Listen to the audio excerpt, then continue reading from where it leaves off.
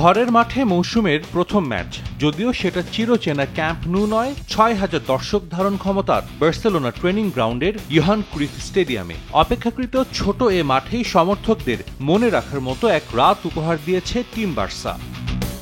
চোটের কারণে এ ম্যাচে ছিলেন না লামিন ইয়ামাল, তাতে কি, বার্সা শুরু থেকেই আগ্রাসী। ৫ মিনিটেই সুযোগ এসেছিল এগিয়ে যাওয়ার, জুলস কুন্দের শট রুখে দেন ভ্যালেন্সিয়া গোলরক্ষক। ১১ মিনিটে ডিবক্সে ফেরান তোরেসের পায়ে বল, কিন্তু এবার ভাগ্য সহায় হয়নি বার্সার। তোরেস বল পাঠিয়ে দেন পোস্টের ওপরে। গোল না পেলেও বার্সেলোনার দাপটের চিত্র ছিল স্পষ্ট। অবশেষে ২৯ মিনিটে ডেডলক ভাঙে হ্যান্সি ফ্লিকের দল। স্কোর শিটে নাম তোলেন ফার্মিন লোপেজ। লিড নিয়ে বিরতিতে যায় ডিফেন্ডিং চ্যাম্পিয়নরা।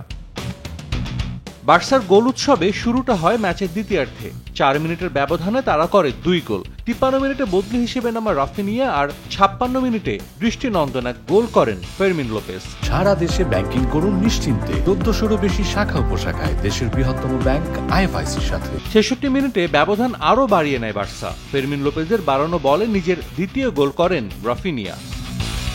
ম্যাচের তখনও অনেকটা বাকি। মার্কোস রাশফোর্ড আর ফেরান তোরেসকে উঠিয়ে বার্সার জার্মান কোচ মাঠে নামান লেভানডস্কি আর দানি অলমোকে। ৮ মিনিটের মধ্যেই এই দুজনের রসায়নের ফল পায় বার্সা। অলমোর অ্যাসিস্ট থেকে গোল করেন রবার্ট লেভানডস্কি। ম্যাচের শেষ দিকে আবারও বুড়ো হারের ভেলকি দেখান পোল্যান্ডের গোল মেশিন। ভ্যালেন্সিয়ার জালে হাফ ডজন গোল পূর্ণ করে বার্সা।